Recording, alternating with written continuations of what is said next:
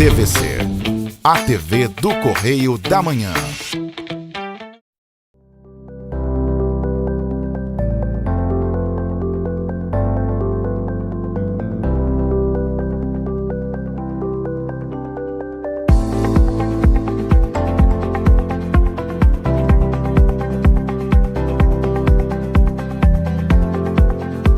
Olá pessoal, tudo bem? Eu sou Sandra Brito e esse é mais um Cultura na TVC.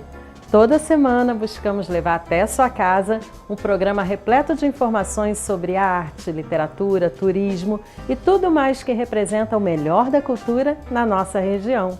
E você pode sintonizar a TVC em Petrópolis no canal 16, em Nova Friburgo no canal 5, em Teresópolis no canal 21, em Três Rios e Paraíba do Sul no canal 3 e em Partido Alferes no canal 16. É uma alegria imensa poder chegar até a casa de cada um de vocês. Muito obrigada por nos receber toda semana com tanto carinho. E se você perdeu alguma coisa na TV durante a semana, já sabe, né? Não precisa se preocupar.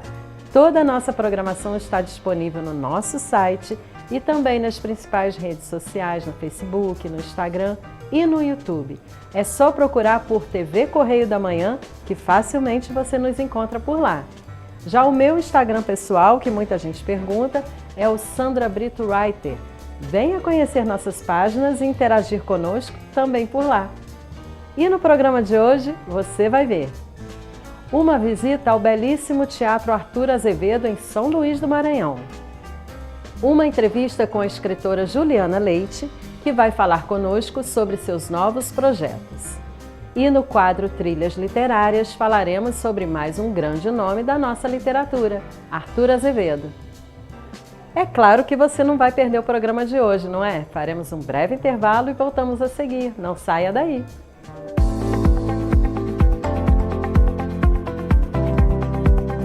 O tom confessional e autobiográfico na epistolografia de Machado de Assis.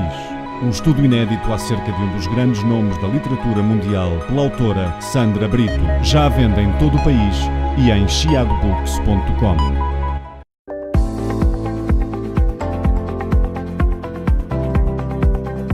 Com 205 anos de fundação, o Teatro Arthur Azevedo é o segundo teatro mais antigo do Brasil. Está no rol dos 16 teatros monumentos do país, além de ser considerado um dos 7 tesouros do patrimônio cultural e material de São Luís. A construção começou em 1816 e no dia 1º de julho de 1817, após um ano de trabalho, o teatro foi inaugurado. Chamou-se inicialmente Teatro União, em 1852 passou a chamar-se Teatro São Luís e na década de 20 ganhou o nome atual em homenagem ao grande dramaturgo maranhense Arthur Azevedo. Eu convido você a conhecer comigo essa maravilha de São Luís. Bora passear no Maranhão?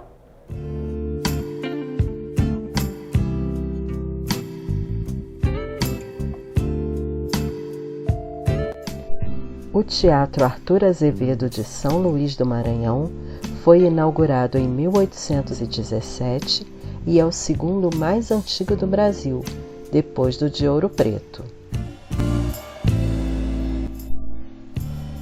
A ideia da criação do teatro surgiu em 1815 por iniciativa de 2 comerciantes portugueses, Eleutério Lopes Varela e Estevão Gonçalves Braga. Essa era a época plena e áurea do ciclo do algodão, em que o Maranhão enriquecia com a exportação deste produto e a cidade necessitava de maior vida cultural.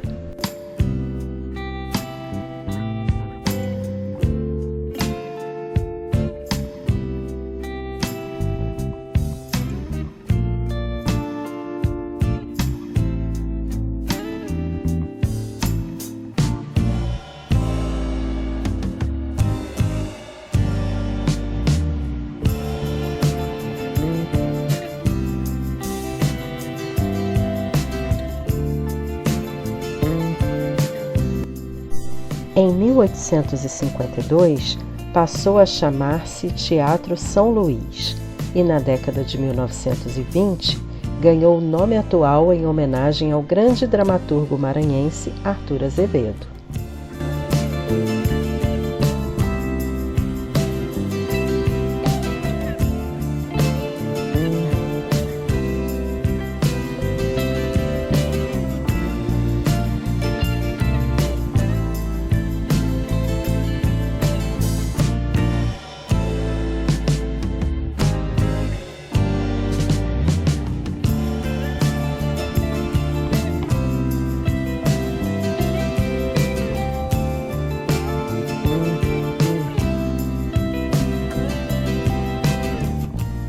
A construção começou em 1816 e no dia 1º de julho de 1817 ele foi inaugurado.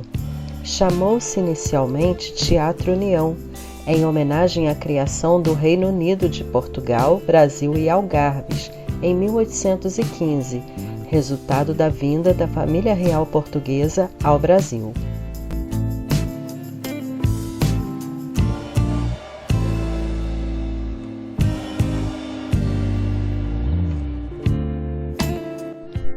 O teatro é o único a ter um ciclorama de madeira, tem sala de coro, sala de vídeo, 2 salas de dança, 5 pianos, um salão nobre com móveis do século XIX, oficina de cenários, sala de adereçaria, exposições sobre a história e a vida de atores e atrizes, cursos de teatro, dança e música.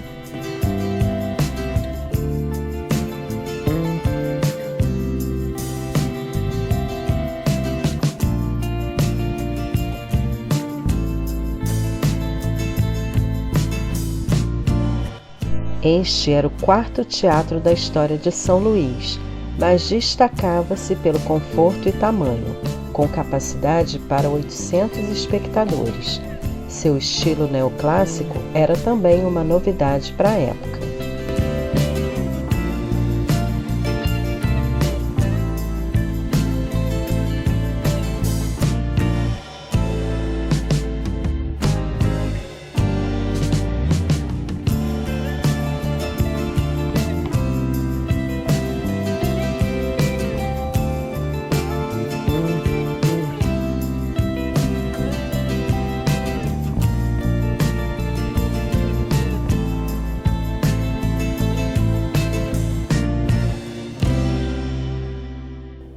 A nossa entrevistada de hoje é a escritora petropolitana Juliana Leite, autora dos livros Entre as Mãos e Humanos Exemplares. Formada em comunicação social, Juliana é um dos grandes talentos literários da nossa cidade, tendo sido reconhecido com o Prêmio Sesc em 2018. Seja muito bem-vinda ao Cultura na TVC, Juliana. É uma alegria imensa poder receber você aqui em nosso programa. Oi, Sandra, o prazer é todo meu, uma alegria estar aqui com vocês. Bom, para quem ainda não te conhece, quem é e o que faz Juliana Leite? Bom, acho que a forma mais fácil, né, de responder isso é dizer que eu sou uma escritora, porque afinal de contas os livros, né, são a parte visível, digamos assim, do meu trabalho, mas me entendo muito como uma contadora de histórias, sabe, Sandra? Alguém que vive um pouco para esse tipo de observação, assim, que acredita que a arte de contar histórias, de fabular, de entender o mundo a partir da imaginação é uma prática importante nossa, como sociedade, como humanidade, e é, por sorte, o que eu faço como profissão. Juliana, conte-nos um pouquinho sobre sua infância e juventude. Você foi uma leitora assídua? Os livros sempre fizeram parte do seu cotidiano? Que pessoas a incentivaram a gostar de literatura?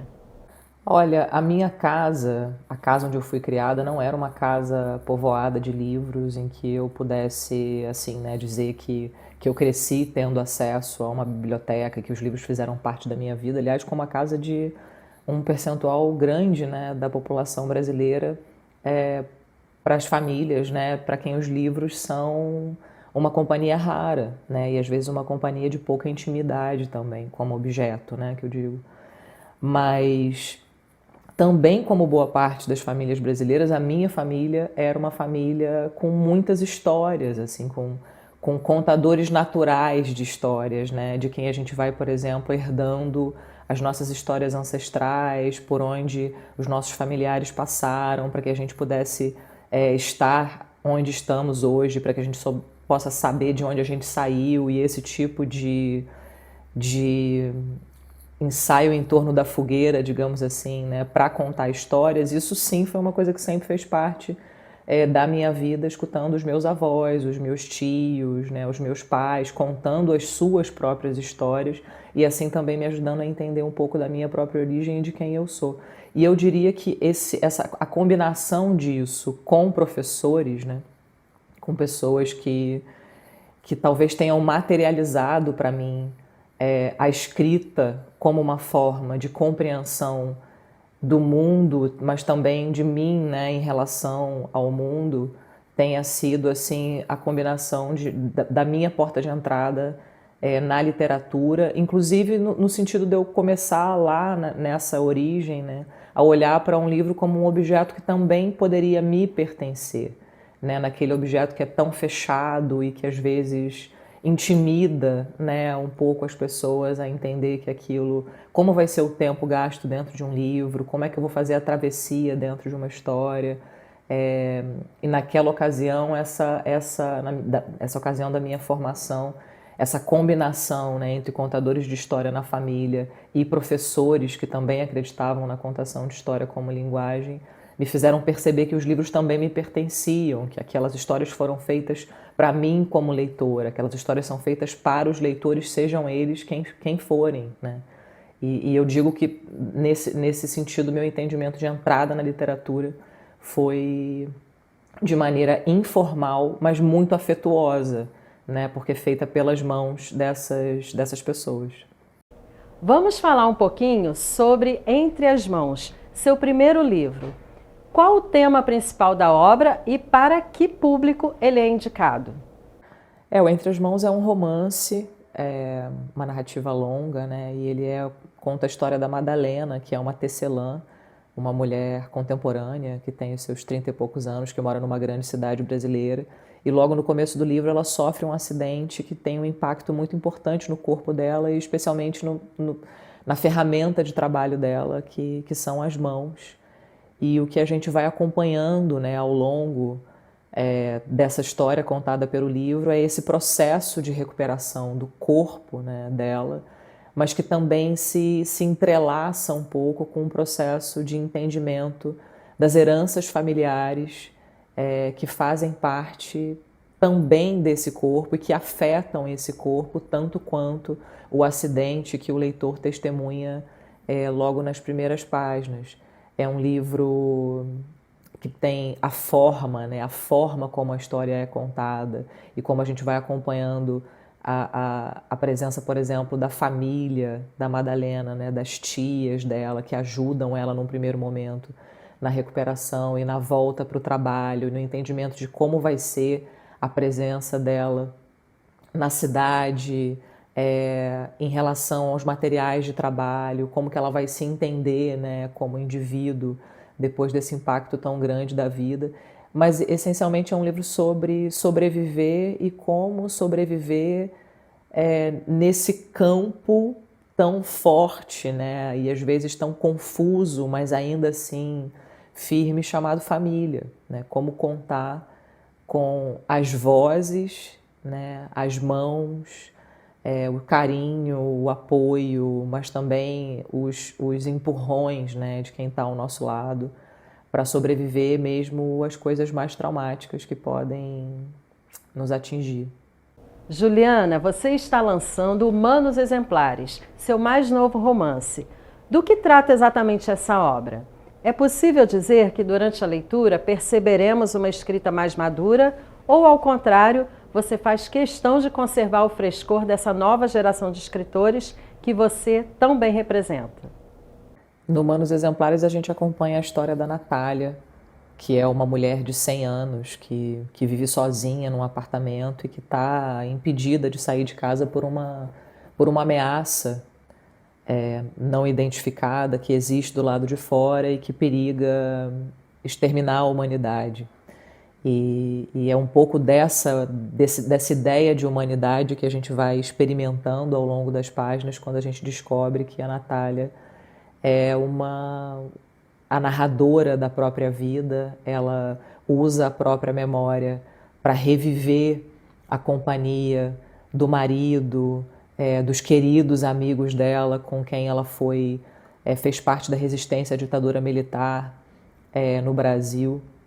e a gente vai um pouco entendendo que, para quem usa a memória, né, sem a liderança da melancolia, para quem usa a saudade sem a liderança da tristeza, estar diante de uma pessoa de 100 anos de idade, uma pessoa que é testemunho, né, testemunha de um século de existência no planeta, é um pouco conhecer a humanidade em si, né, essa ideia que às vezes é um pouco abstrata para a gente, afinal de contas, o que é a humanidade, né, onde está a humanidade?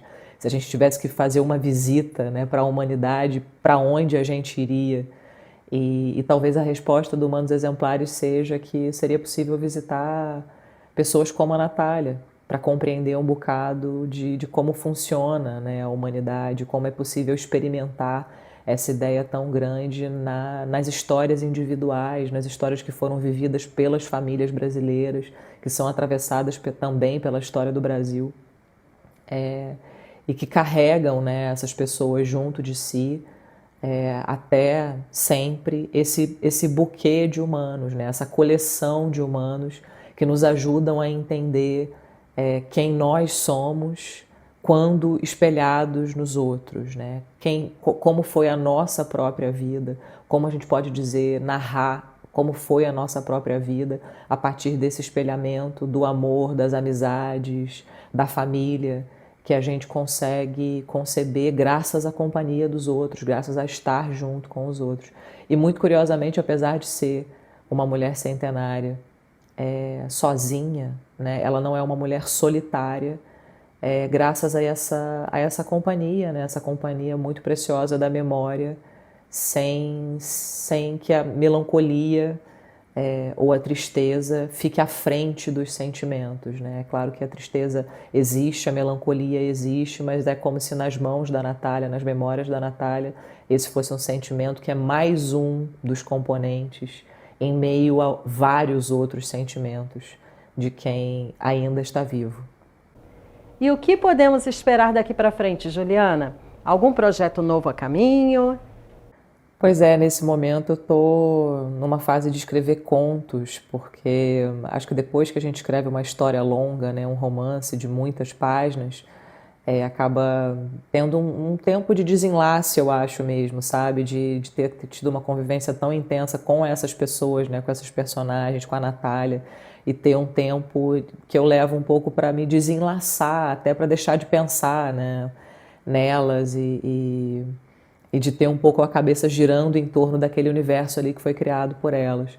Então, nesse momento, eu estou no momento de escrever contos, que são narrativas mais curtas, com um outro tipo de desenvolvimento.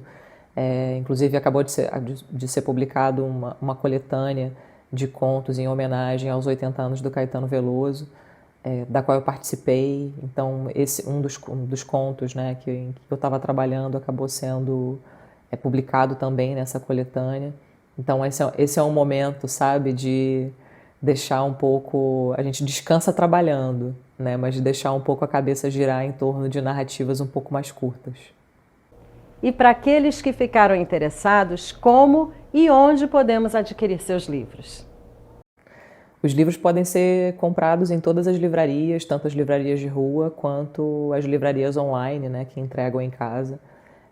Se eu puder fazer uma recomendação, porque é uma prática que eu também tenho como leitora, sempre procurar prestigiar as livrarias que ficam perto de você, as livrarias da cidade, né, as livrarias de rua, que são negócios tão importantes, né, tão importantes para a paisagem da cidade, para o ambiente cultural da cidade, lugares em que a gente pode ir para conversar com os leitores, tanto para pedir recomendações de leitura, quanto para pedir dicas de presente que a gente possa dar para as pessoas, né? Presentear pessoas com livros é uma coisa tão preciosa. E se você puder, né, sempre prestigiar, dar preferência a comprar livros na sua cidade, perto de você, é sempre melhor. Juliana, quero muito agradecer por sua participação em nosso programa. É sempre muito bom trazer aqui novos talentos, tão inspiradores e talentosos quanto você. Parabéns por cada uma de suas conquistas e eu tenho certeza de que tantas outras virão. Eu desejo que sua caminhada seja repleta de muito sucesso. Um grande abraço de toda a nossa equipe. Imagina, Sandra, eu que agradeço pelo tempo, pelas perguntas, pelo papo. A gente sempre precisa, né, dessa ponte aqui para que as histórias possam chegar nos leitores, para que a gente possa, conversando, né, sobre as histórias, que os livros abrem portas e janelas para que os leitores possam entrar. Então, todo espaço é muito precioso e eu agradeço muito por isso. E um grande beijo para todos vocês.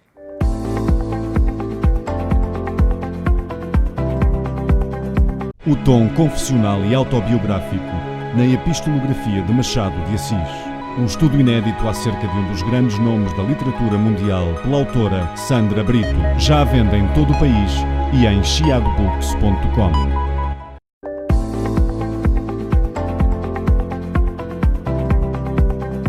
E chegou o momento de conhecer mais um grande nome da literatura. É hora de mais um Trilhas Literárias.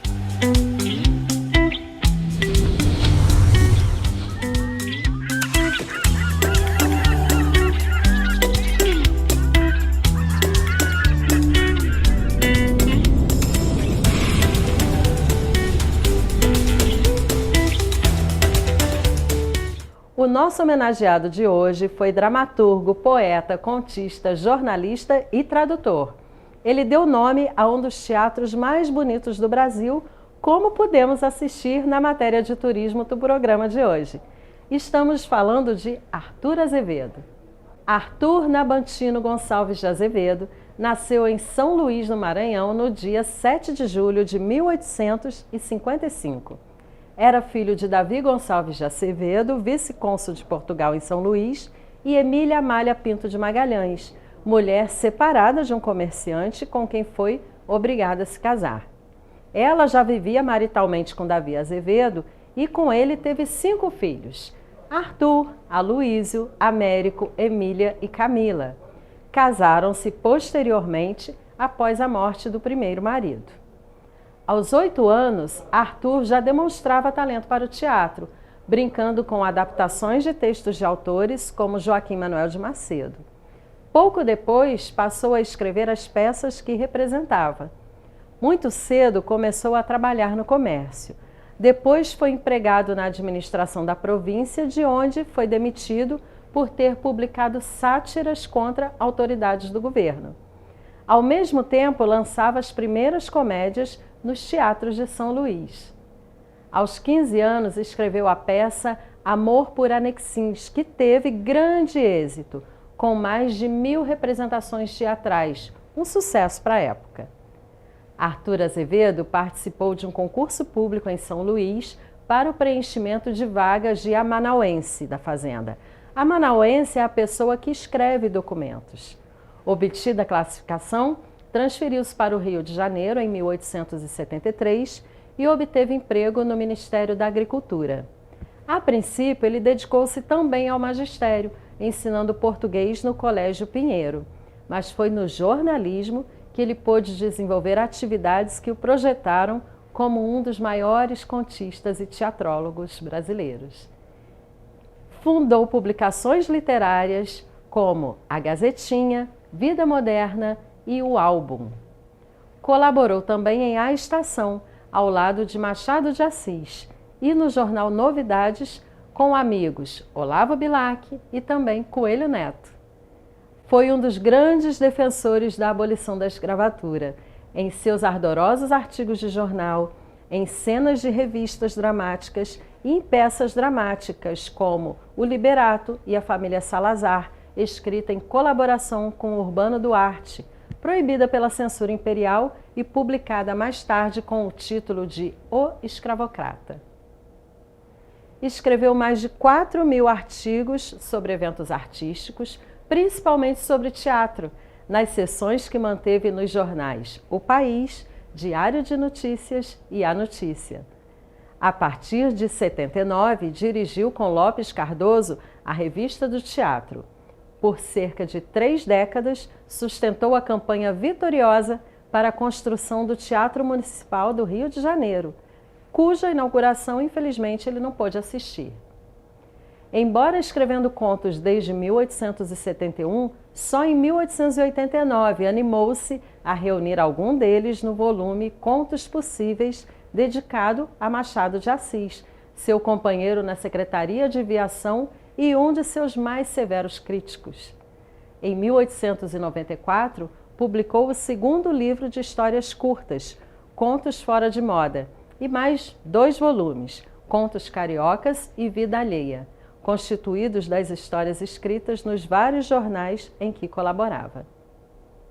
No conto e no teatro, Arthur Azevedo foi um descobridor do cotidiano da vida carioca e observador dos hábitos da capital. Os namoros, as infidelidades conjugais, as relações de família ou de amizade, as cerimônias festivas ou fúnebres, tudo o que se passava nas ruas ou nas casas forneceu assunto para suas histórias. Teve em vida cerca de 100 de peças de vários gêneros e mais 30 traduções e adaptações de peças francesas encenadas em palcos aqui no Brasil e também no exterior. Ainda hoje continua vivo como a mais permanente e expressiva vocação teatral brasileira de todos os tempos, através de peças como A Joia, Almanjarra, O Mambembe e outras. Outra atividade a que se dedicou foi a poesia. Foi um dos representantes do parnasianismo, apenas por uma questão de cronologia. Arthur Azevedo, pelo temperamento alegre e também expansivo, não tinha nada que o filiasse àquela escola. Era um poeta lírico, sentimental e cômico, e seus poemas estão ligados à tradição amorosa dos sonetos brasileiros. Ao lado do irmão e escritor Aloysio Azevedo, foi um dos fundadores da Academia Brasileira de Letras em 1897, na qual criou a cadeira 29, que tem como patrono Martins Pena. Arthur defendeu a abolição da escravatura tanto em obras literárias quanto em artigos jornalísticos. Escreveu mais de 4.000 textos sobre eventos artísticos em jornais de grande circulação da época e fundou vários periódicos literários importantes, como o Diário do Rio de Janeiro, o Mequetrefe, Cosmos e O País, além de ter encenadas mais de 100 peças suas em palcos de todo o mundo. Após uma carreira vitoriosa, Arthur Azevedo faleceu no Rio de Janeiro no dia 22 de outubro de 1908. Mas a obra que ele nos deixou, especialmente no teatro, é fruto de entretenimento e pesquisa para muitas gerações de leitores. E você, quem gostaria de ver homenageado aqui no Trilhas Literárias? Deixe sua sugestão. Semana que vem estaremos de volta com outro escritor ou escritora. Até lá!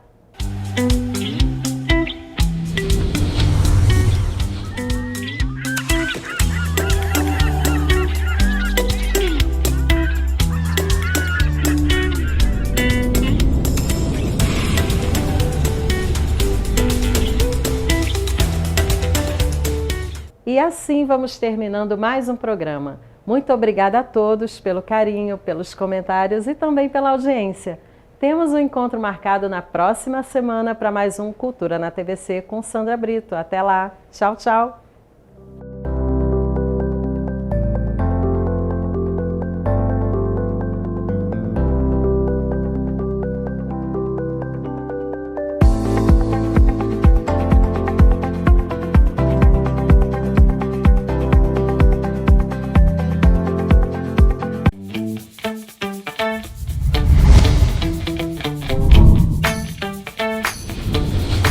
TVC, a TV do Correio da Manhã.